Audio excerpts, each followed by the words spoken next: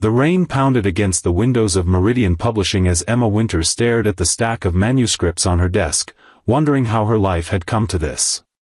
What she didn't know was that in less than 24 hours, she would be standing in her boss's kitchen at 3 a.m., wearing his t-shirt, while his 7-year-old daughter asked if she was going to be her new mommy. Winters. My office, now. The voice of Daniel Hayes, her notoriously demanding boss, cut through her thoughts. Emma smoothed her white blouse, tucked a strand of her long blonde hair behind her ear, and grabbed her tablet. As senior editor at Meridian, she was used to Daniel's abrupt summons, but tonight was different. The annual publishing gala had everyone on edge, especially with rumors of major layoffs circulating. The publishing house's holiday party was in full swing when Emma found herself cornered by Martin Chambers, the company's sleazy marketing director. His breath reeked of expensive scotch as he leaned in too close. "You know, I've always thought we could work well together, Winters." "Very, very well." "I'm flattered, Martin, but I'm here to work, not to," Emma started, trying to step away. "Is there a problem here?" Daniel's voice was cool and controlled as he appeared beside them, his 6-foot frame imposing in a perfectly tailored suit. His hazel eyes narrowed at Martin, who immediately backed away. "No problem at all, Hayes. Just discussing strategy with your star editor." Martin slunk away, leaving Emma alone with Daniel. "Thank you," she said, surprised by his intervention.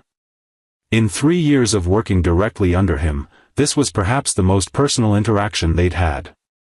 "Don't thank me yet. I need you to review the Blackwood manuscript tonight. The board wants our decision by morning." He handed her a flash drive, his fingers brushing against hers for a moment too long. Emma sighed. "Tonight? It's nearly midnight, and it's pouring out there. Publishing waits for no one, Winters. You know that." His expression was unreadable, but there was something in his eyes she hadn't seen before. Vulnerability? Impossible. Daniel Hayes didn't do vulnerable. 3 hours and several glasses of champagne later, the party had dwindled to just a handful of people. Emma had reviewed the manuscript on her tablet, making notes while occasionally glancing at Daniel across the room. He was different tonight, less the intimidating boss and more the charming host, though she noticed he barely touched his drink. As she gathered her things to leave, Daniel approached. "You're not driving home in this weather after drinking, are you?" "I'll call a rideshare," Emma replied, searching for her phone. Daniel checked his watch. "At 3 a.m.? On New Year's Eve? Good luck with that." He hesitated, then added, "My place is 10 minutes away. You can stay in the guest room and head home in the morning." Emma stared at him, shocked by the offer. "I don't think that's appropriate, Mr. Hayes. It's Daniel, and what's not appropriate is letting my senior editor risk her life driving home drunk in a storm." His tone was firm but concerned. "Besides, I have a 7-year-old daughter who would never forgive me if I let someone drive impaired." The mention of his daughter caught Emma off guard. Everyone knew Daniel Hayes was a single father, but he never discussed his personal life at work. The mysterious Mrs. Hayes had left shortly after their daughter was born, and the rumor mill had been churning ever since. "You're too drunk to drive, stay here," he said, his voice softening. Emma thought about her empty apartment, the manuscript that needed reviewing, and the storm raging outside. "Only if the sofa isn't involved," she replied with unexpected boldness. "I've slept on enough uncomfortable couches in my publishing career." A smile tugged at the corner of Daniel's mouth, the first genuine smile she'd seen from him. "Deal. The guest room has a queen-sized bed and its own bathroom." What Emma didn't anticipate was meeting Lily Hayes, a precocious 7-year-old with her father's hazel eyes and a personality twice her size, who was still awake and being watched by Daniel's sister when they arrived. "You brought someone home?" The woman who must be Daniel's sister raised an eyebrow, looking Emma up and down. "Emma is staying in the guest room because of the storm," Daniel explained, his tone making it clear the subject was closed. "Emma, this is my sister, Claire." "Nice to meet you," Emma said, suddenly very aware of her slightly disheveled appearance. Claire's expression softened. "Likewise. Any woman who can tolerate working with my brother deserves a medal." "I heard that," Daniel called from the kitchen where he was filling a glass with water. "You were meant to," Claire replied with a grin before turning back to Emma. "I'll get out of your hair. Lily's finally asleep, took 3 bedtime stories and a solemn promise that you'd take her ice skating this weekend." She gathered her coat and bag, then paused at the door. "He works too hard, you know. Always has. Even before Melissa left." Before Emma could respond, Claire was gone, leaving her alone with Daniel in his surprisingly warm and inviting home. The modern apartment was filled with books, colorful artwork clearly made by Lily, and photographs of father and daughter. "Here," Daniel handed her the water. "Drink this. Guest room is down the hall, second door on the right. There's a new toothbrush in the bathroom cabinet and t-shirts in the dresser if you want something to sleep in." Their fingers touched again as she took the glass, and this time, neither pulled away immediately. Emma looked up to find Daniel studying her face with an intensity that made her breath catch. "Thank you," she said softly. "For everything tonight." "Just being a decent human being," he replied, finally breaking eye contact. "Get some rest, Emma. We still have that manuscript to discuss in the morning." Emma nodded and headed to the guest room, her mind spinning with confusion. This was Daniel Hayes, the demanding, perfectionist boss who had made her cry in the bathroom during her first month at Meridian. The man whose approval she'd been seeking for 3 years. The man who, she was beginning to realize, she knew nothing about. The guest room was as comfortable as promised, with a plush bed and modern furnishings. Emma found a soft gray t-shirt in the dresser and changed, washing her face and brushing her teeth with the promised new toothbrush. As she settled into bed, she heard soft footsteps in the hallway, followed by Daniel's gentle voice. "Back to bed, lily pad. It's late. But I heard voices. Is someone here?" A child's curious voice replied. "One of my colleagues is staying in the guest room because of the storm. You can meet her in the morning." "Is she pretty?" There was a pause before Daniel answered, "Go to sleep, Lily." Emma smiled to herself, wondering what his answer would have been. She fell asleep thinking about the manuscript, the storm, and the unexpected glimpse into Daniel Hayes' private life. She woke to sunlight streaming through unfamiliar curtains and the smell of coffee. For a moment, she was disoriented, then the events of the previous night came flooding back. Emma checked her phone, 7:30 a.m. She'd slept later than intended. After quickly freshening up and changing back into her clothes from the party, Emma followed the smell of coffee to the kitchen. What she found stopped her in her tracks. Daniel stood at the stove, flipping pancakes while Lily sat at the counter, swinging her legs and chattering away. He wore jeans and a faded Harvard t-shirt, his dark hair tousled and free of the product he usually used at work. He looked younger, more relaxed, and devastatingly handsome. "The syrup has to go on in a spiral, Daddy. That's the rule," Lily was saying seriously. "Of course. How could I forget the spiral syrup rule?" Daniel replied with mock gravity, making a perfect spiral on the pancake stack. Emma must have made a sound because they both turned to look at her. Lily's eyes widened. "Are you Daddy's friend from work?" "I'm Lily. I'm 7 3/4. Do you like pancakes? Daddy makes the best ones." Emma couldn't help but smile at the girl's enthusiasm.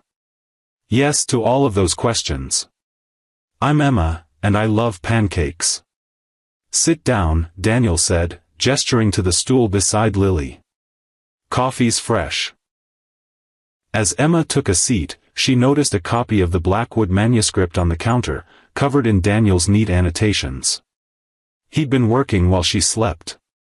"I hope you don't mind," he said, following her gaze. "I couldn't sleep, so I thought I'd get a head start." "Not at all. What did you think?" "It's brilliant. Raw, honest, and exactly what Meridian needs right now." He placed a mug of coffee in front of her, prepared exactly how she liked it, with a splash of cream and no sugar. Emma raised an eyebrow. "How did you know how I take my coffee?" A hint of color touched Daniel's cheeks. "I notice things." "Daddy notices everything," Lily chimed in. "He says it's his superpower." "Is that so?" Emma took a sip of her coffee, watching Daniel over the rim of her mug. "And what other superpowers does your dad have?" "He can make the best pancakes, he knows all the dinosaur names, and he can fix anything that breaks," Lily listed proudly. "But he's not very good at braiding hair." Daniel laughed, a rich, warm sound Emma had never heard at the office. "Thanks for the vote of confidence, Lily Pad. It's true." "Emma, can you braid hair? Maybe you could teach Daddy." "I might be able to help with that," Emma replied, surprised by how comfortable she felt in this domestic scene. "Are you going to be my new mommy?" Lily asked suddenly, causing Daniel to nearly drop the spatula. "Lily." Daniel's voice was sharp with embarrassment. "That's not, Emma is my colleague." "But she's pretty, and she's wearing your t-shirt, and you're smiling more than usual," Lily reasoned with the straightforward logic of a child. Emma felt her face flush as she realized she was still wearing Daniel's gray t-shirt over her party clothes. "I'm just your dad's editor, Lily. We work together." "For now," Lily said with a shrug, returning to her pancakes. The awkward moment was broken by Emma's phone ringing. It was the office. The call was brief but devastating. The board had moved up their decision on the layoffs.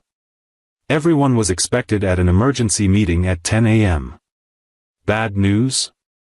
Daniel asked when she hung up. "The worst. Board meeting at 10. They're announcing the cuts today." Emma's appetite vanished. She'd worked so hard at Meridian, but with the publishing industry struggling, no one's job was safe. Daniel's expression darkened.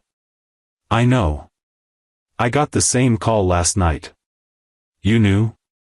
And you didn't say anything?" Emma felt a flash of betrayal. "I couldn't. Board confidentiality." He hesitated, then added, "But I fought for you, Emma. For your whole team." "Why would you do that?" Daniel looked at her for a long moment. "Because you're the best editor I've ever worked with. Because you see potential in manuscripts that everyone else misses. Because Meridian needs you." The intensity in his eyes made Emma wonder if he was really just talking about work. Before she could respond, Lily piped up. "Are you guys going to kiss now? In my movies, this is when people kiss." Daniel choked on his coffee while Emma laughed despite herself. "What movies are you watching, young lady?" "Disney, duh," Lily replied with an eye roll worthy of a teenager. The tension broken, they finished breakfast with lighter conversation. As Emma helped clear the dishes, her hand brushed against Daniel's, and this time, neither pretended not to notice. "I should get going," Emma said reluctantly. "Need to change before the meeting." Daniel nodded. "I'll drive you home." "That's not necessary." "It is," he insisted. "Besides, we need to discuss our strategy for the meeting." The drive to Emma's apartment was filled with professional discussion about the Blackwood manuscript and the upcoming board meeting, but underneath ran a current of something new and undefined. When they arrived, Daniel walked her to her door. "Thank you again for last night," Emma said, keys in hand. "Anytime," Daniel replied, then added with a small smile, "though hopefully next time won't involve a corporate crisis and an interrogation from my daughter." "Next time?" Emma raised an eyebrow. Daniel stepped closer, his confidence seemingly returning now that they were away from the office and his daughter. I'd like there to be a next time, Emma. One that doesn't involve manuscripts or storms or work emergencies. Are you asking me out, Mr. Hayes? Emma's heart raced as she looked up at him. I believe I am, Ms. Winters. His voice was low, his eyes never leaving hers. Unless you think it's inappropriate. Emma thought about all the reasons this was a bad idea. He was her boss, office relationships were complicated, she had sworn off dating after her last disastrous relationship. But then she thought about the man who made perfect pancakes for his daughter, who noticed how she took her coffee, who fought for her team behind closed doors. I think, she said slowly, that I'd like to see where this goes. Daniel's smile was worth every potential complication. I'll pick you up at 7. After the board meeting. Confident we'll both still have jobs? Emma teased. Confident that either way, I want to have dinner with you. He leaned in, hesitated for just a moment, then pressed a soft kiss to her cheek. See you at the office, Emma. As she watched him walk away, Emma touched her cheek where his lips had been. Whatever happened at the board meeting, she had a feeling her life was about to change in ways she never expected. The board meeting was worse than anyone could have anticipated. Emma sat rigid in her chair as Meridian CEO, Richard Blackwood, ironically the father of the author whose manuscript she and Daniel had been reviewing, announced a complete restructuring of the company. Not just layoffs, but a merger with Pinnacle Publishing, their biggest competitor. This merger will position us to thrive in the digital age, Blackwood explained to the stunned room. But it will require significant changes to our organizational structure. Emma's stomach dropped as he began listing departments that would be consolidated or eliminated entirely. Her editorial team was mentioned third on the list. She felt Daniel's eyes on her from across the conference table but couldn't bring herself to meet his gaze. However, Blackwood continued, we recognize the exceptional talent within Meridian. Several key personnel will be offered positions within the new structure, including, he consulted his notes, Emma Winters, who will head our new literary fiction division. Emma's head snapped up in surprise. A promotion? In the middle of layoffs? And Daniel Hayes, Blackwood added, who will be relocating to our London office as Executive Director of International Acquisitions. The room fell silent. London. Daniel was being sent to London. As the meeting concluded, Emma found herself in a daze, accepting congratulations from colleagues while trying to process what had just happened. She had a new position, a dream position, really, but Daniel would be on another continent. She finally caught up with him in the hallway outside his office. London, was all she could manage to say. Daniel ran a hand through his hair, his expression troubled. I just found out this morning. They called before I drove you home. And you didn't say anything? Emma felt the same sense of betrayal as earlier, but stronger now. I was processing it myself, he admitted. It's a huge opportunity, but Lily, and now you. He trailed off, looking more vulnerable than she'd ever seen him. When do you leave? Emma asked, trying to keep her voice steady. 2 weeks. Daniel stepped closer, lowering his voice. Emma, about tonight. Don't, she interrupted. We don't need to complicate things further. You're moving to London. I'm staying here. We both have new positions to focus on. Is that what you want? Daniel's eyes searched hers. Before Emma could answer, Martin Chambers appeared, his smug smile indicating he'd survived the cuts. Winters. Hayes. Congratulations to both of you. Though I must say, Hayes, London's quite the distance. Planning to take the little one with you, or is this your chance for freedom? Daniel's jaw tightened. My daughter goes where I go, Chambers. Of course, Martin backpedaled. Just making conversation. Actually, Winters, I was hoping to discuss the new department structure with you. Perhaps over dinner tonight? Emma felt Daniel tense beside her. I'm afraid I have plans tonight, Martin. Another time, then. Martin nodded and continued down the hall. When he was out of earshot, Daniel turned to Emma.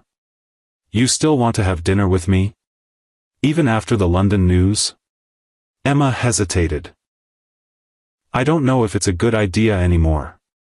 Please, Daniel said, his voice uncharacteristically soft. Just dinner. We have things to discuss, professionally, if nothing else. Emma knew she should decline.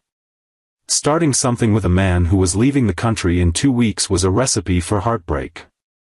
But the memory of his kitchen that morning, of Lily's innocent questions, of the way he'd looked at her when he thought she wasn't noticing, it all pulled at something deep inside her. Okay, she finally agreed. Just dinner.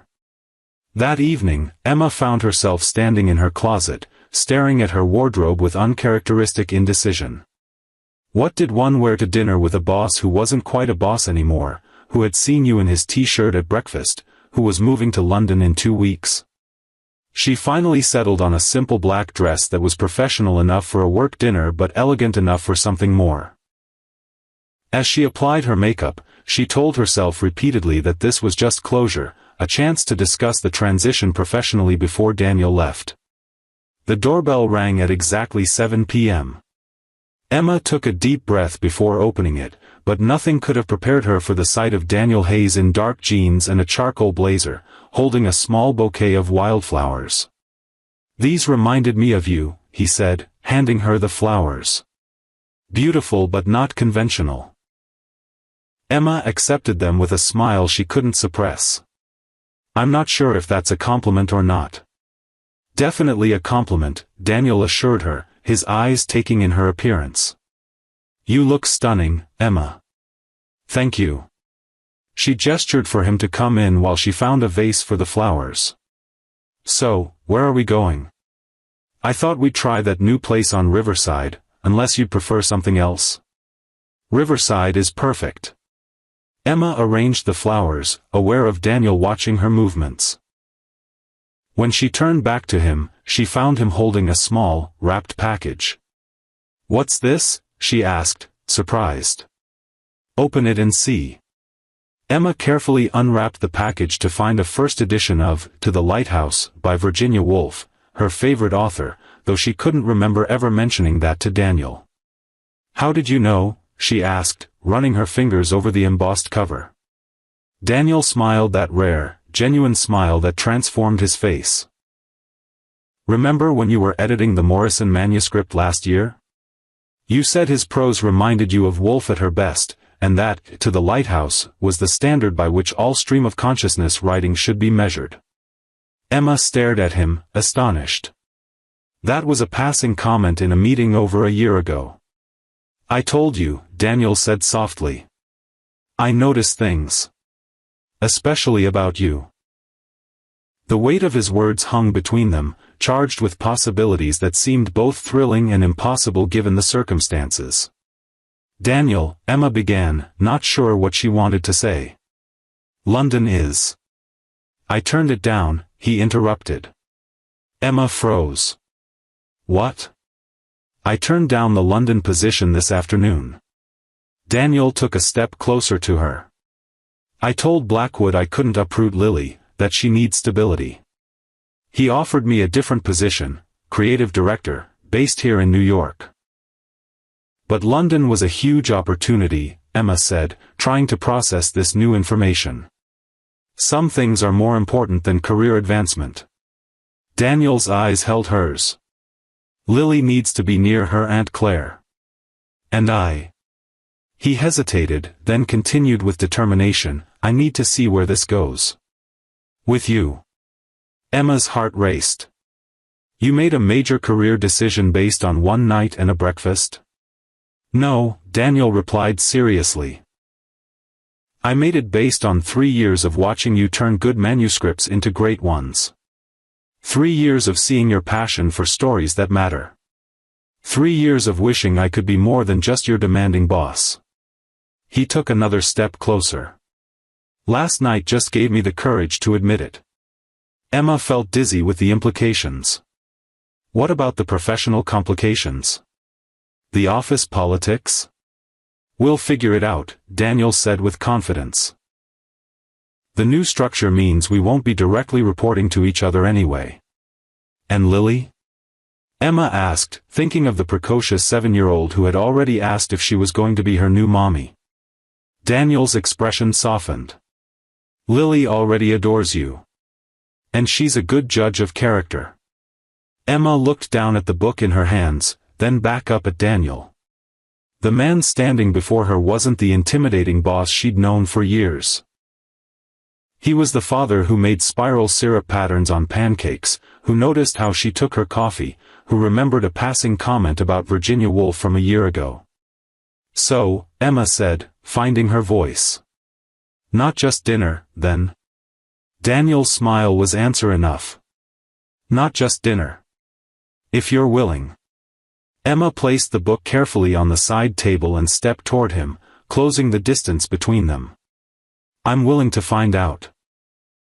When their lips finally met, it felt like the beginning of a story far more compelling than any manuscript they'd ever edited, one with an ending neither of them could have predicted when Emma had stumbled into that storm-drenched party the night before. What neither of them knew was that the board meeting would bring news that would test their newfound connection in ways they couldn't imagine, and that Lily's innocent question about a new mommy would prove more prophetic than anyone could have guessed. If you enjoyed this story of unexpected connections and new beginnings, please like this video and subscribe to our channel for more heartwarming content that explores the complexities of modern relationships. We'd love to know where you're watching from. Drop your country in the comments below and join our growing community of storytelling enthusiasts.